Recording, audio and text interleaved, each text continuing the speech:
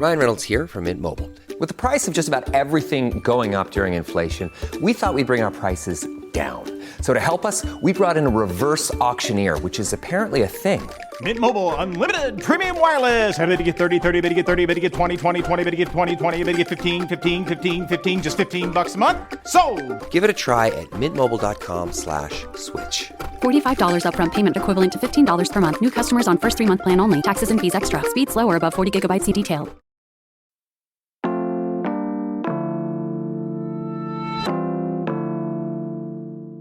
Today on CityCast Pittsburgh, political commercials are everywhere in Pennsylvania right now. We have a cost of living crisis. In a year, Nick only worked 55 days. Failed, weak, dangerously liberal. That's out of bounds.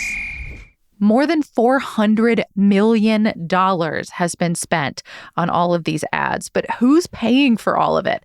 And why are they pouring so much of that money into our media market? I'm here with a political reporter who's been honing in on all of these ads and whether some of their claims even hold up. It's Wednesday, September 25th. I'm Megan Harris, and here's what Pittsburgh is talking about.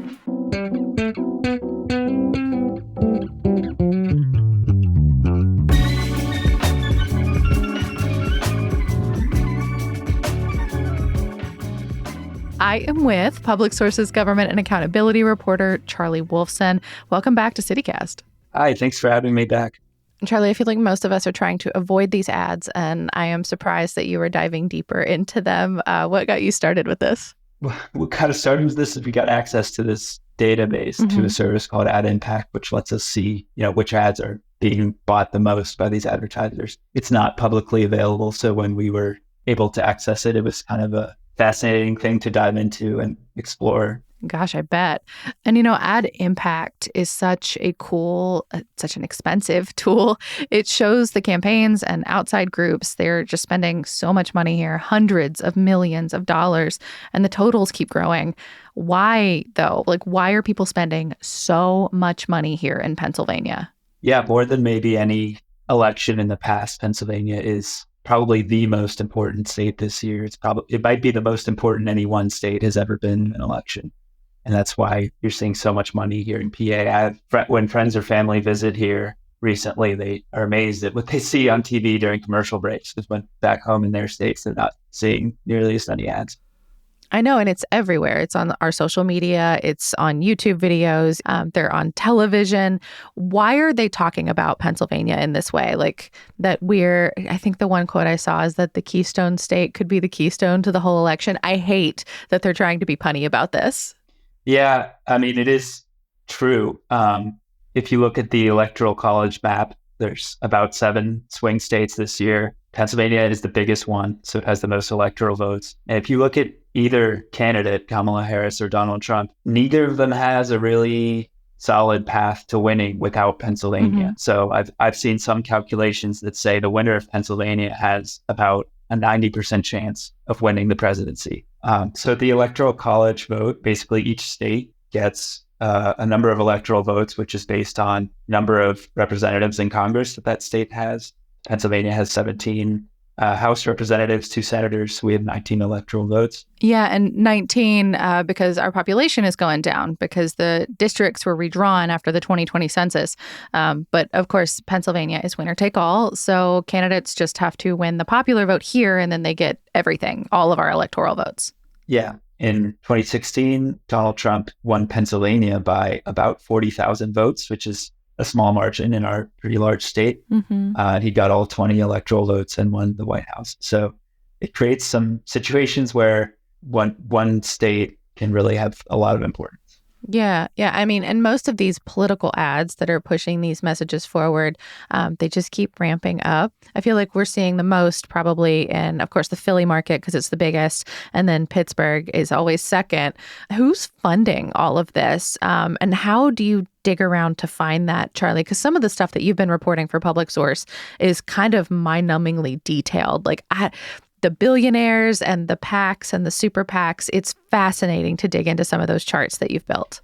Yeah, so we started this by looking at the ads that are being seen the most in Pittsburgh area. You mean by like ad buys, like the ones that are coming on most frequently for us? Yes. And you'll notice if you're just watching TV that these ads are signed off by, some of them are signed off by Kamala Harris or Donald Trump, but a lot of them, or most of them, are signed off by these kind of vague sounding organizations like Win Senate or FF PAC. Yeah, you're talking about the thing at the end where they're like, I'm so and I approve this message, or not. Exactly. And it used to be, I feel like in decades past, they were mostly signed off by the candidate. That's what I remember. Yeah. And there are still some of those, but it's not as many. And they're mostly positive, it seems like. The ones where you hear a candidate name, they're talking about their accolades. They're not necessarily bashing the other candidate. Yes. So we wanted to find out who was funding these groups, which have names that don't mean anything. They're very confusing because when some person who's watching the Steelers hears that FF PAC is responsible for the ad, that means nothing to them. So we wanted to provide some more transparency to that. So most of these groups do have to report their donors to the Federal Election Commission. So what we did was something that pretty much anyone can do if they have an internet connection. And a lot of time, Charlie. I don't want to downplay how much time it probably took you to do this. Yes, that's a lot of time, or to be able to do this at work, which of course I could. So we went to the FEC. We basically downloaded all the donations for these groups. It became clear that these are mostly funded by giant donations of hundreds of thousands or often millions of dollars apiece. So it was pretty easy to figure out, a few individuals funding these groups. And most of them were billionaires. Some of them were people you might know their name. Michael Bloomberg, the former New York mayor, was a big funder of Kamala Harris, or a PAC that runs ads supporting Kamala Harris. Mm-hmm. Timothy Mellon, people aren't probably familiar with him, but you know the name. Yeah, everybody knows Mellon around here. He's an heir of the Pittsburgh Mellon family. He gave just a historic donation to the super PAC that supports Trump. He's given more than $100 million to that group, which is just mind-blowing, even in this world of political donations. Those were the two biggest ones. There's also these dark money groups, which are called that because they have a nonprofit status that actually exempts them from disclosing who their donors are. And that's been on both sides of the aisle. It's not just one or the other. Each candidate has benefited from these groups who we really don't know who's funding them. So we know, on one hand, we know these billionaires are footing a lot of the bill, but there are some that we just haven't been able to crack.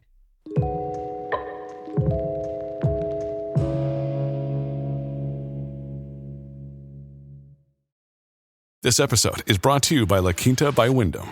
Your work can take you all over the place, like Texas. You've never been, but it's going to be great because you're staying at La Quinta by Wyndham. Their free Bright Side breakfast will give you energy for the day ahead. And after, you can unwind using their free high-speed Wi-Fi. Tonight, La Quinta. Tomorrow, you shine.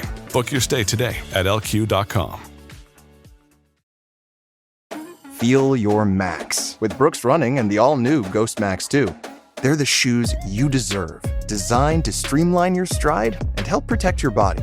Treat yourself to feel-good landings on an ultra-high stack of super comfy nitrogen-infused cushion that takes the edge off every step, every day. The Brooks Ghost Max 2. Technically, they're a form of self-care. Brooks, let's run there. Head to brooksrunning.com to learn more. I mean, are you finding that there are differences in ads funded by some of these super PACs or extremely wealthy people who do or don't live in Pennsylvania or do or don't have connections to us versus the ones that do come from the candidate or their campaign? That's a great question. It is very clear, and like political science scholars who I've talked to have said this, that ads that are not from the candidate, ads that are from these shadowy groups are way more negative, way more nasty. That's partly because, the candidate in that situation can wash their hands of it. They could say, hey, I didn't make this a negative campaign. That was some other group. I had nothing to do with that. Voters don't traditionally look kindly upon like really nasty campaigning. So the candidates they would probably prefer that these other groups take care of that. And then the candidates' ads, sometimes more positive. I mean, are there any rules about what they can say?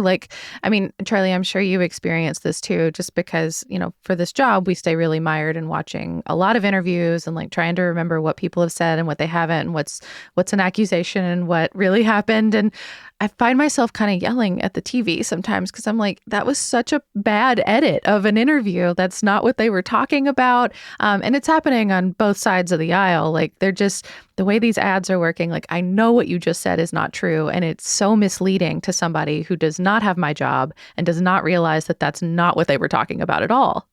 Yeah, there are not really strong rules about misleading or, splicing footage to give a certain impression. The main rule is that you have to disclose who funded it, which, they're not breaking that rule, but they're kind of finding a loophole by passing money through a group with a generic name. But they don't have to tell the truth. Like there's no obligation to the truth in political advertising. Not in practice, because, I, as part of our fact-checking series that we're doing, I interviewed people who are involved in making these ads, or at least stand behind them, and they would argue that they are telling the truth. So how do they feel good? Do they feel okay about this being their job? I didn't ask them that, but maybe I should start. Yeah. How much of an impact do you think that these political ads make on people's decisions? I am naturally a skeptical human being, but I wonder how other people are receiving them. Most people know who they're voting for. It can be hard to believe that, seeing an ad is going to really change their mind. But it does, it can affect things like enthusiasm or just kind of the general feeling one has about an election. Yeah. If somebody faces an avalanche of negative ads about a candidate, they might not be, consciously persuaded not to vote for them, but it could just kind of create, there's a situation where they're less enthusiastic to vote about them, or they just don't feel good about participating in the election, which can drive down turnout or just create kind of negative enthusiasm. Yeah. So that can make a big difference, particularly in a place like Pennsylvania, where it could come down to basically 1 percentage point. Yeah. And of course, I want to talk about this series that you've been working on with WESA called Spot Check. It's very clever, where you're running through some of these ads that are just running nonstop in our area and talking about how true they are and what to know about them, who bought it, how long it runs, what the relevant races are. I wonder if there's any that you want to shout out maybe that have just turned out to be like especially misleading or interesting to you. Yeah, so I'll take the interesting angle. One that we did a couple of weeks ago has to do with abortion regulations, which has been just a huge topic in politics ever since Roe v. Wade was overturned in 2022. Yeah. So this is in a state Senate race in Allegheny County. The Democratic candidate ran an ad saying that the Republican incumbent senator, quote, voted to ban all abortions in Pennsylvania. And so basically we found that is not exactly true. It's more complicated, though, because that senator did vote for an amendment to the Pennsylvania Constitution that would have removed abortion or prohibited abortion from being guaranteed by the PA Constitution, which is different, as I checked with some lawyers who said that it is different. As the Republican senator's campaign manager said to me, the U.S. Constitution doesn't guarantee the right to drive a car. That doesn't mean that cars are banned. And, the Democratic side was saying to me, basically, he voted to get rid of this right. He obviously is anti-abortion. And, that may be so. The Republican candidate says, this is Senator Devlin Robinson, says he's in favor of keeping the law the same. This is the same as it is now in PA. It may be so that you don't like that he voted to get rid of that right in the Constitution. But that doesn't mean, legally speaking, that he voted to ban all abortion. It's an important distinction, and I think it's a distinction that voters would care about. So we kind of unpacked that difference, and it goes to show that there's two ways to present basically any piece of information. And in this case, each side really found a compelling way to present this vote that he took, which was really unpopular vote in Pennsylvania. People came out in the midterms and sided strongly with the pro-abortion access side. This was a time, I think, when the people crafting the message for this Democratic candidate kind of went a little too far in simplifying their message. Like they thought the voters needed it kind of spelled out for them. Yeah, I think the line in your story was from one attorney you spoke to was something to the effect like it puts Pennsylvania down a path towards that. But that's not the same thing legally. Yes, there's no doubt this vote was bad for abortion access. Or it's a vote that people who favor abortion access would hate. There's no doubt about that. But they completely oversimplified and kind of tried to transform it into something it wasn't. That's what we tried to check in our spot check. Yeah. And Spot Check series is running on Thursdays in PublicSource and on WESA. Do you have any more coming up that, I don't know, you could kind of tease for us? Yeah. So tomorrow we're going to be, I think, exploring some more ads that relate to the abortion issue, which is still, even after 2022, it's a really divisive issue in Pennsylvania. It's the topic of a lot of ads. There's not a shortage of ones to choose from. This one's going to concern the congressional race in Western PA, the 17th district. Well, Charlie, thank you so much. We'll keep watching what you put out. Thanks for having me on. That's all for today here on CityCast Pittsburgh. You know, if you want to keep up with all of the political visits and the little things that are happening day to day here in Pittsburgh and our surrounding region, make sure you're subscribed to our Hey Pittsburgh newsletter. It's fresh in your inbox every day at 6 a.m. And it really does help with the play-by-play of it all this political season.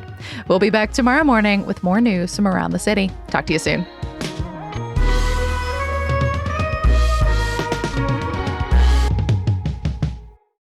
The name didn't mean anything to me when I first read your story. Kenneth Griffin is how he's listed in the chart. But there's actually a movie out right now called Dumb Money that portrays somebody in Pittsburgh, allegedly. I'm sure it's a composite character, that talks about when the GameStop stock went absolutely nuts. Oh. Yeah, and Ken Griffin is in that film and portrayed by Nick Offerman of Parks and Rec fame. Oh, yeah, I actually saw that movie. That was like a year or so ago, right? Yeah. Yeah, I know. It just went into like the free list. So if you want to get a sense of Hollywood's portrayal of this one billionaire that's funding political ads in Pennsylvania, that's available to you.